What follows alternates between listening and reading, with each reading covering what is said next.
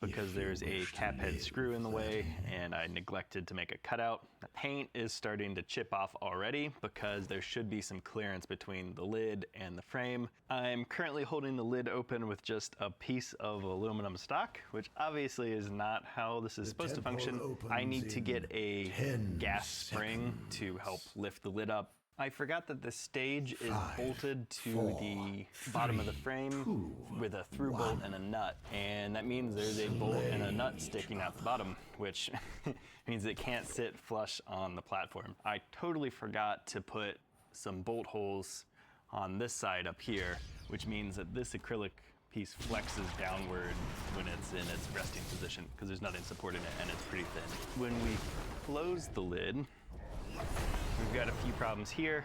First of all, there's no handle. And if we come around to the side, we can see that it's not actually at a right angle because again, there's a cap head screw in the way. Next, we need to mount the projector to the frame and all the optics onto the projector. Cool, so I have it all set up over here. It's plugged in and running, and it's controlled off of my laptop at the moment. We are not at all aligned, so the next step is getting all of the optics aligned and configured so that this displays an actual image. Well, I'm not gonna bore you with all the details here.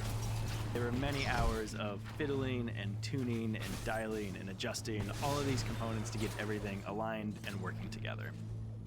We are making progress. So under the microscope at the moment, if we zoom in, you can see I've just got a random PCB just for something to look at basically. And if we pop over to the webcam, you can see, well maybe you can't see, I don't know if you can see, but basically we've got a checkerboard pattern coming from the DMD, and then there's texture in all the spots that aren't black, and that is the PCB. So if I move the stage a little, you can see it moves under it. This is really cool. This means it's working, and I am really excited right now. So I've got the motion system wired up and basically working, not programmed to do anything intelligent, but I've got the rotation stage up here on the top rotating, and the XY stage, XY staging. So if we run a quick test program, you should see the stage rotate here. Okay, and now the stage itself will center and then start stepping through a grid pattern.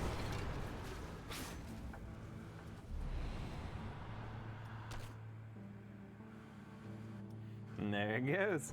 Pretty cool. Okay, so after all that work, I think it's time to try some test exposures. The procedure is similar to what you've seen in past videos. Photoresist is dispensed onto a glass substrate. It's spun at a few thousand RPM, forming a thin film on the surface. It's then baked on a hot plate to remove any extra solvent. I typically scratch a corner to give me something to focus on, and then put it in the machine and hit run. My Python code then displays a test pattern for different lengths of time, moving around between each different exposure. After that's done, the pattern is developed in dilute potassium hydroxide, and if all goes well, we should have some microscopic patterns to look at. I checked them out under the scanning electron microscope, and the results are encouraging but mixed. Some are pretty good. There's like nice crisp features with small details. Other patterns are frankly just plain awful. Blurry lines, uneven development, just like all around bad. So it took me a while to understand what was going on here, but I eventually realized these were mechanical inaccuracies that were causing the objective to go in and out of focus, depending on the location. And so the further out of focus the objective is, the more blurry the resulting image. So there's a few options. The wafer chuck itself could be not actually flat, and so that'll show up when we move in X and Y. Or the rotation mechanism could have some run out, so it kind of like wobbles as it rotates around. If I had a motorized Z stage, some of this would be easy to fix in software because we can basically refocus at each new location. But I don't have a motorized Z stage, it's just manual, which means we'll need to fix it mechanically as much as possible.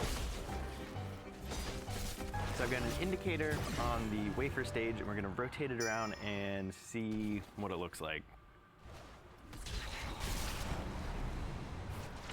Yeah, so it looks like it's got about 4 thousandths of runout, either in the spindle itself or this platen on top, which is not great. Yeah, so if we move the stage in X, maybe a 1/10 of deviation, which is great. But if we move it in Y, there's, I don't know, maybe 3 thou across the whole thing. And we know for a fact that the stage itself has excellent linearity, so all of the error here is in the stack up. So something about my rotation stage, vacuum chuck, manual stage, all of this on top of the XY stage is causing the error. Look at it this way. The light of the sun Now we have grows within the temples. the error Soon in they X. shall bask in my glory. And a little bit in Y. It's probably mostly from this mechanism here. There's just run out in how this is spinning. And there might be a little bit of error from the kinematic mount, because honestly I didn't do a great job. You can even kind of feel it here. Just like rocking motion. Because I think probably this O-ring is a bit too large for this setup, so it's not making good contact on the balls. Killing spree. That should be an easy fix, though. I think I will.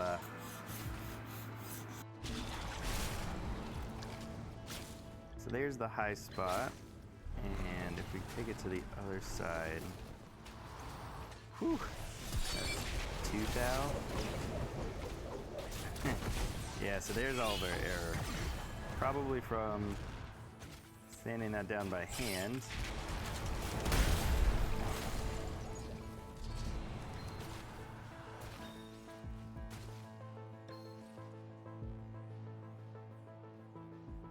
So I've got 2 stacks of shims down on this bottom plate. I've got 5 thou of shim on these 2 corners, tilting the whole thing that way. I spent more time shimming the setup, so now everything is within about 1/2 thou. And you can see in the Y, I'm about 1/10. If I lock the stage and move to X, we're about a 1/10, 2/10, depending on where you take it. So hopefully this is enough to keep us in focus. A 1/10 is 2.54 microns. After a truly ridiculous amount of adjusting and many, many more test runs, I've gotten consistent resolution down to 2 microns, with a few notable caveats. First, adhesion of the photoresist to the glass wafer is proving troublesome. The resist I'm using is super old. It expired in like 2018, and so I'm guessing it's just losing its adhesive quality over time. This means patterns can have pretty small features in the resist, and they develop pretty well and look really nice and crisp, except for when it develops all the way down to the substrate. As soon as that happens, it starts to peel off the surface, and whole areas get washed away. I can fix that with adhesion promoters or a thin layer of metal, but it really complicates the process by adding a lot more steps or pretty toxic materials. The second unfortunate caveat is that I'm still having a difficult time hitting focus reliably. So despite all of my work mechanically trying to get everything square and parallel, it's still struggling to hit focus over a large area. Okay, fam, we need to have a chat about this machine, because things are not going quite as well as I had hoped. It is 9:38 a.m. on a Sunday morning, and I'm here working on this, trying to get everything dialed in. I think we've just hit a bottleneck as to like the ultimate resolution that I'm gonna get with the current setup. We need to reconfigure the rotation and Z stage so that it's a little more adjustable, probably motorized. The optics themselves should probably not be hung off the projector like this or cantilevered off to the side. It needs more adjustment mechanisms. Basically, the whole setup needs to be just kind of reconfigured, which is a lot of work. Problem that I'm having, the main issue, there's a lot of problems. The main issue is that the depth of field of this high numerical aperture objective is too shallow. My magic And with flows my through manual the Z stage, we just can't hit that Guardians, across a whole stitch field, not even if let it's relatively these small. models So the fix is just to have a bigger depth of field, and you do that by using a lower magnification objective. Now, of course, with a lower magnification objective, that means you have a limit to the resolution you can hit. I don't have the numbers off the top of my head. I'm sure I can put them on the screen, but basically, this guy could probably hit 800 nanometer features, whereas a 4X objective, I think, is limited to like 2 or 5 microns, something like that. So, plan B is basically to write masks using this maskless system. And then once we have those masks, we can put that into some kind of reduction system to take the mask and put it down to our final size. Ultimately, that means if we could hit, say, 10 or 20 micron features with this objective, which frankly I think should be really easy, we can take that 20 micron feature, use a 10-to-1 reduction lens, and make a 2 micron feature on our final substrate. So this is obviously a lot more work because now we have to build a second machine and go through the whole process of tuning and dialing in all the parameters for that, and building masks, which is probably not going to be super easy in of itself. Large things are always harder. You have It sucks, but we will have a more reliable system on the maskless side, and it has a nice symmetry because, like, this is essentially how the semiconductor industry works.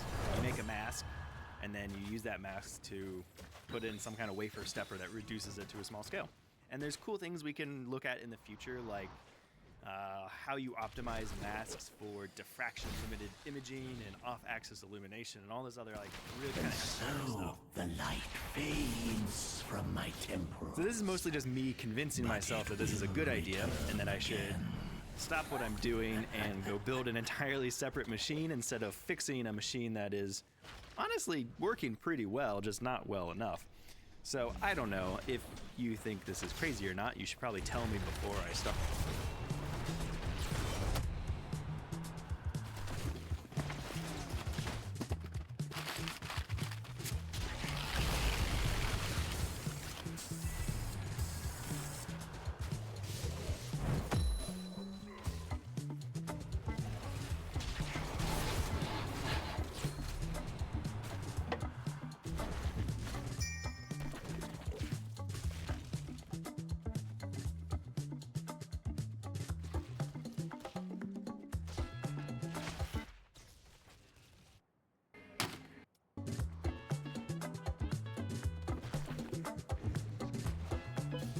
Yeah, so I decided to build the mask projection system. What can I say? It seemed like a more fun option at the time. This time around, I tried to design the components to be reusable.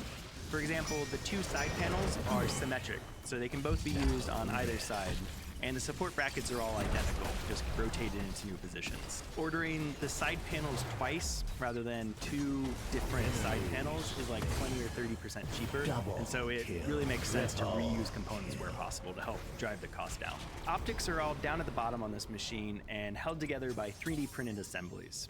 I decided to print these because the mechanical requirements of the system are quite a bit less stringent than the other one, and it's just faster and easier to print things sometimes. The reduction lens that I'm using is an old Zeiss lens. It's a 10-to-1 reduction, dedicated lithography lens, and it was probably made sometime in the late 70s. I picked it up on eBay a couple years ago, and honestly, I've just been wanting to use it in a project for a while, which is maybe one of the reasons I decided to go this route. Who can say? I don't know this for sure, but there's a good chance this lens was probably used in one of those GCA MAN 4800 wafer steppers that I mentioned at the very beginning of the video. It's impossible to know exactly, but this lens was used in those machines, and I think Zeiss made them specifically for that machine at the time. The mask is held by a printed component attached to an XYZ positioner.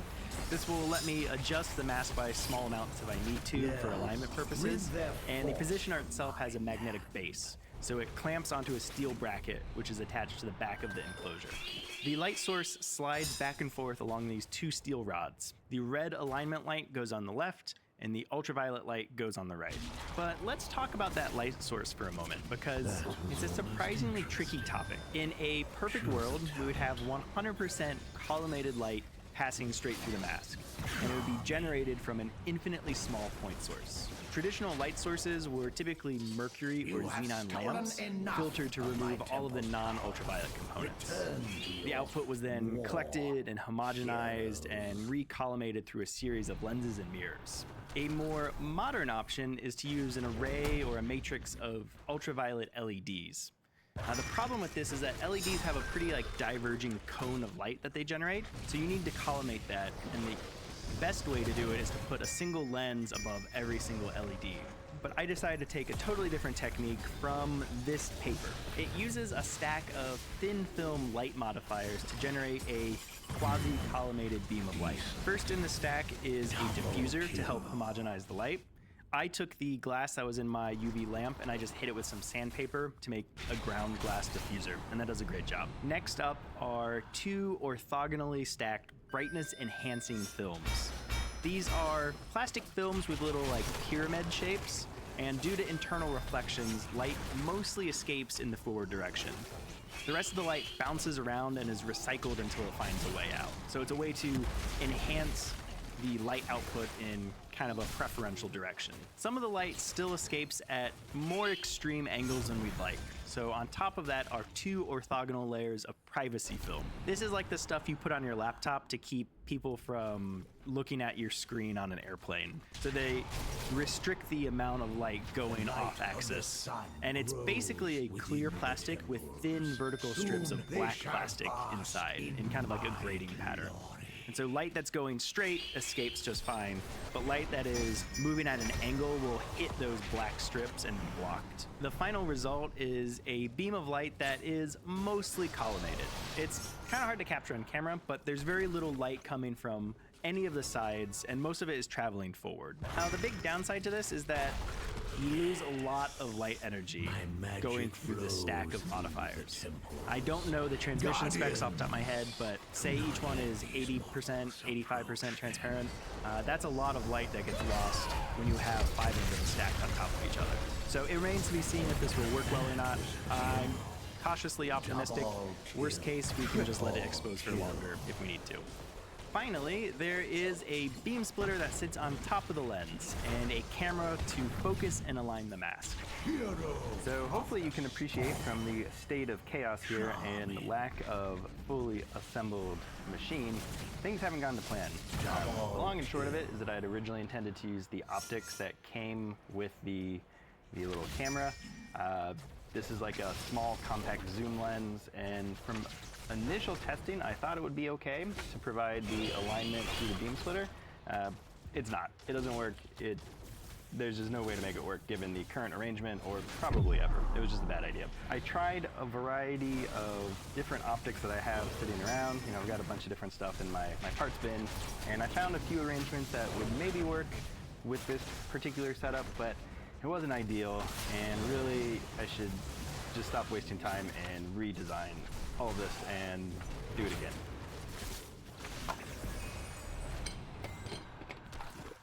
Okay, so here's the new revision. Obviously, it's all in metal now, which is, just makes everything easier. But there are a few distinct changes from before, mostly around adjustability. So you can see that the bottom stage where the wafer goes, or the substrate, has gained 2 more stages. So now this is an X, Y, Z, theta stage. The lens is directly above it. And then we see up here the alignment optics setup. We have the beam splitter, which sits on top of the lens using still just a 3D printed mount. I don't love this. It doesn't fit very well. So I'll probably replace this at some point, but it's okay enough for now. We'll take the light, bounce it into the alignment optics that go into the camera in the back. And you can see that that is just a microscope objective kind of used in reverse. So it's taking the image that's coming out of the lens down here and magnifying it onto really demagnifying it onto the sensor of the camera. This setup also has 3 degrees of freedom, so there is a translation stage over here to move the objective kind of in Y, and that allows us to focus the image from the substrate onto the sensor. So this is basically a focusing movement, and then there is an X translation, and around the back there is a Z translation with that one, and X and Z allows us to change the position that we're aligning to. So like we've got the mask up here, and as we change this one and this one, it will move this objective around and let us focus on different parts of the pattern that we're aligning to. Everything can be moved in basically all relevant degrees of freedom because I just wanted to work and I'm tired of messing around. And then obviously, since it's in metal, everything's just a lot more rigid, and we shouldn't have to worry about the flexing and moving just because, you know, polymers aren't great for this sort of setup. So yeah, let's throw it in the machine and see how it works. Okay, so predictably enough, there's something wrong that needs a new component.